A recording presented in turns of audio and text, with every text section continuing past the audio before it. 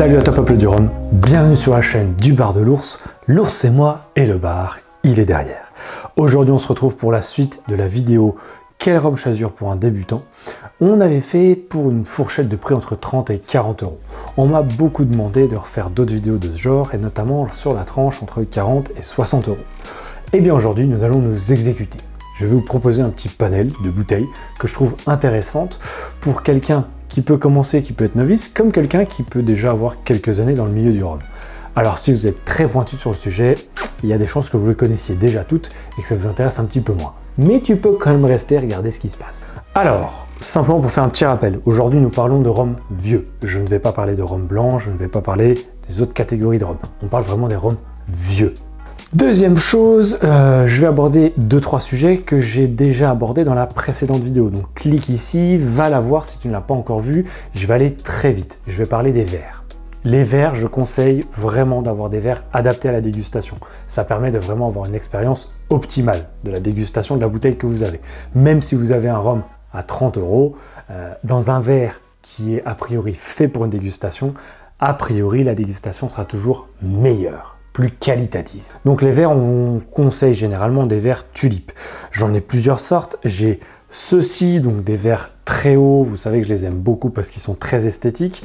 Ils permettent de vraiment concentrer tous les arômes, notamment quand on va venir sentir en termes de nez de cette manière-là. J'en ai d'autres un petit peu moins hauts, qui sont très classiques, mais qui fonctionnent très bien. Après, on a des formes, notamment sur les Dugas, qui nous ont sorti donc leur dernier verre à dégustation.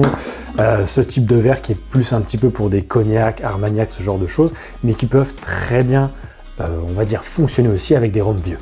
Tout ce que je vais dire dans cette vidéo, c'est pas une science exacte, d'accord? Vous avez le droit d'avoir vous votre propre avis sur les rhums qui sont intéressants entre 40 et 60 euros. D'ailleurs, n'hésitez pas à le mettre en commentaire si vous avez d'autres suggestions.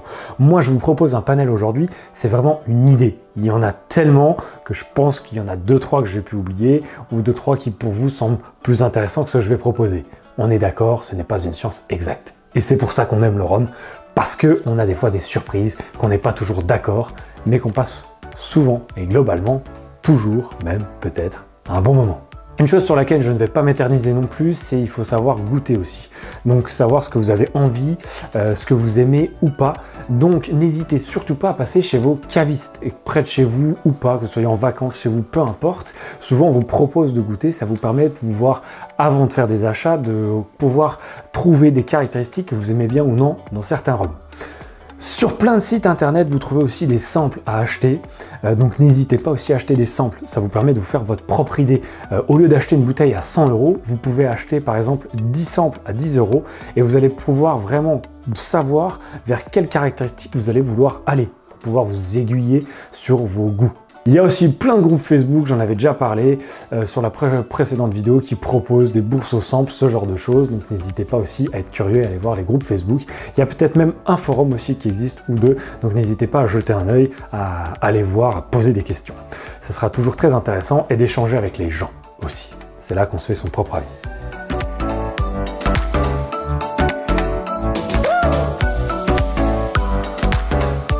Alors le premier dont je vais parler, c'est un rhum qui est aux alentours de 40 euros plutôt, mais je vais quand même en parler parce que je le trouve vraiment intéressant, c'est un Navy Rum. C'est le Pusser's Rum Gunpowder.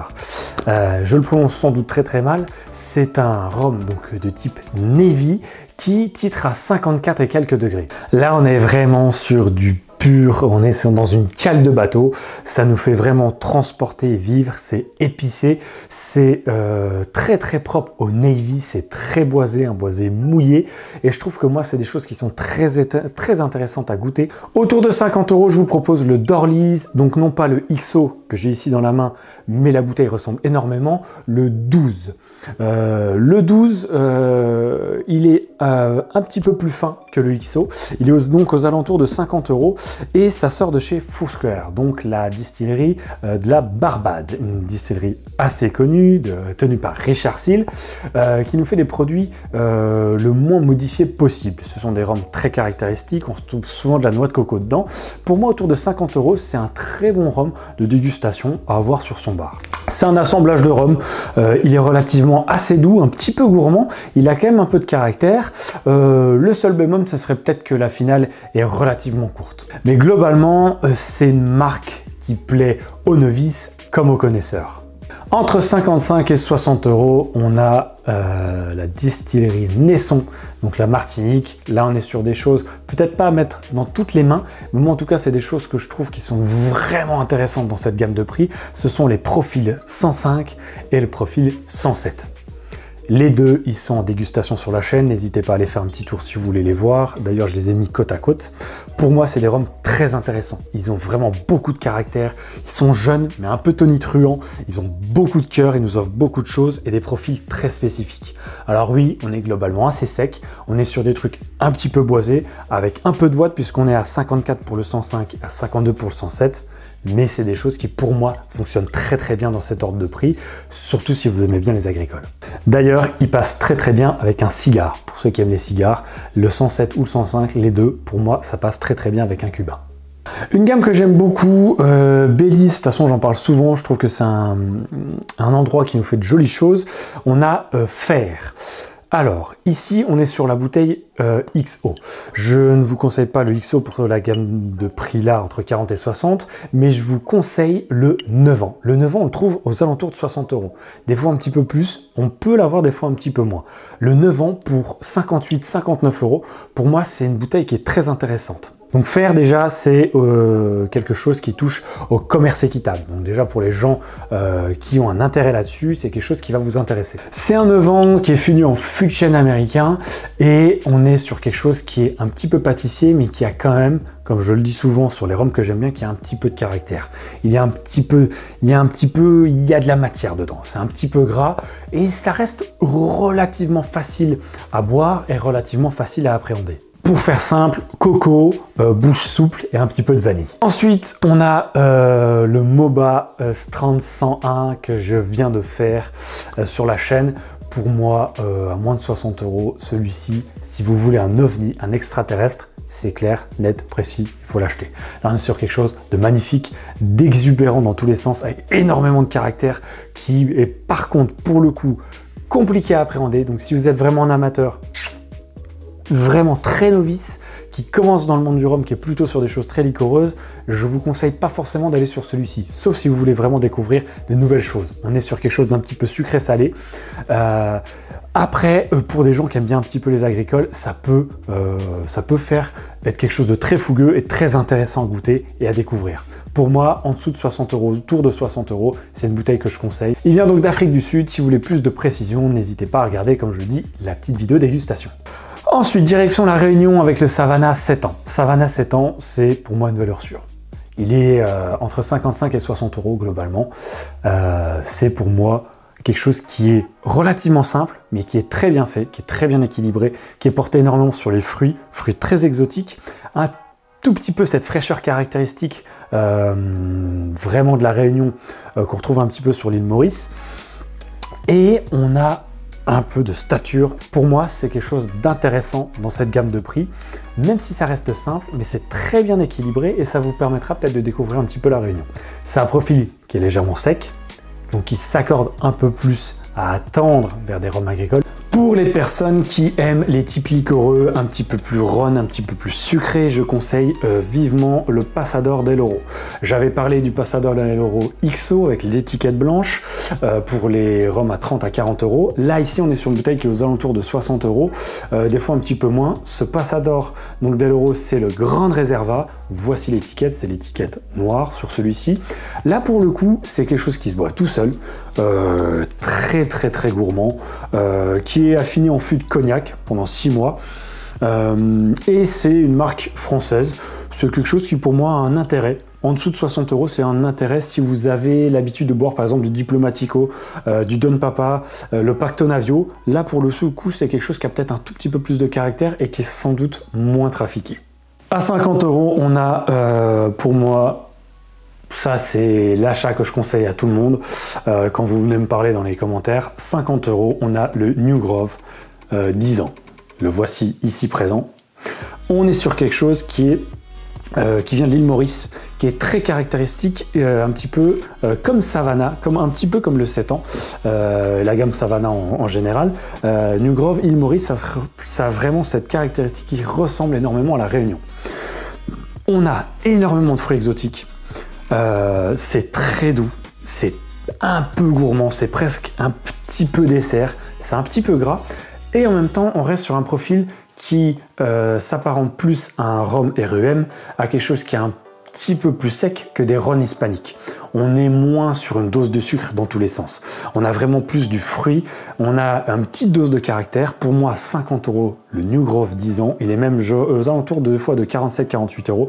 Là, je vous le conseille à 1000%. En gros, c'est méga fruité et on a cette fraîcheur mentholée. Et ça fonctionne super bien.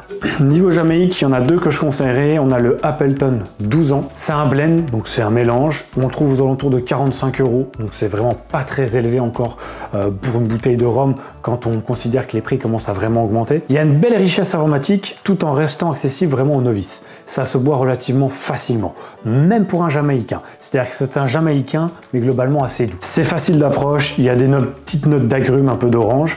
Maintenant, ça peut manquer un petit peu de caractère. Pour 45 €, pour quelqu'un qui connaît pas trop les Jamaïcains, pour moi, c'est un conseil. C'est une bouteille qui est très sympa pour démarrer. Alors après, vous allez vite aller, si vous aimez les Jamaïcains, vous allez vite changer, vous allez vite aller sur des choses avec plus de watts et un peu plus costaud, plus de profil. Ensuite, aux alentours de 60 €, on a le Hamden Estate Pure Single Rum Jamaican de chez Vélier. Donc c'est la version réduite, puisqu'on a aussi une version non réduite qui est plus puissante en degrés d'alcool. Là, on est sur quelque chose qui est à 46 degrés, qui est aux alentours de 8 ans. On est sur un Jamaïcain qui a beaucoup plus de force que l'Appleton, qui est un petit peu plus haut, un petit peu plus chargé. On a beaucoup plus cette notion un petit peu plus wild, un petit peu plus sauvage, beaucoup plus de choses en bouche.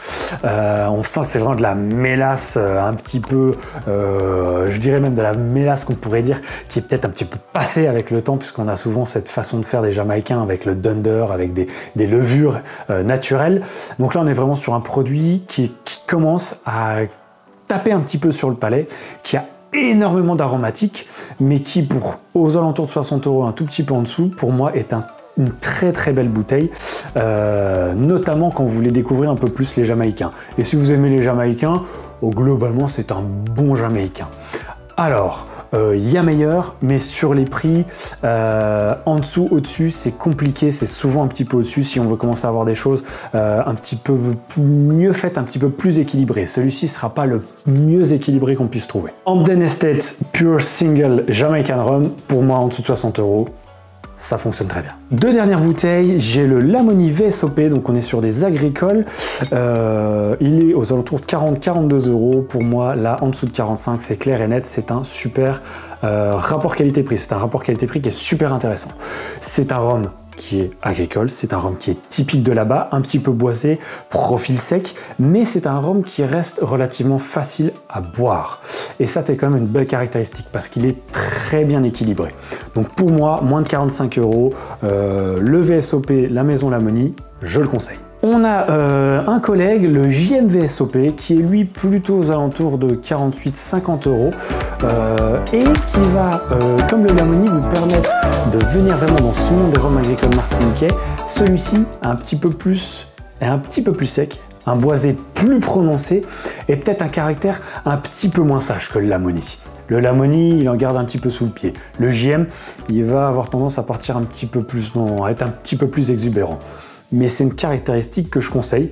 Et pour une bouteille, effectivement, aux alentours de 50 €, c'est une bouteille qui, pour moi, fonctionne très bien en rhum agricole et que je vous conseille. Allez, on termine là-dessus. Merci à toi, Peuple du Rhum, d'avoir visionné la vidéo. Oui, j'étais accompagné d'un petit quelque chose. Tu penses bien que je n'allais pas rester le gosier sec à te parler pendant 25 minutes ou 50 minutes devant la caméra. Merci d'avoir visionné la vidéo. N'hésite pas comme d'habitude à partager, commenter, liker, venir sur la page Facebook, sur la page Instagram. Moi, je vous dis à très vite pour d'autres vidéos. Et puis surtout, eh bien, comme d'habitude, n'oubliez pas, pas plus haut que le rhum.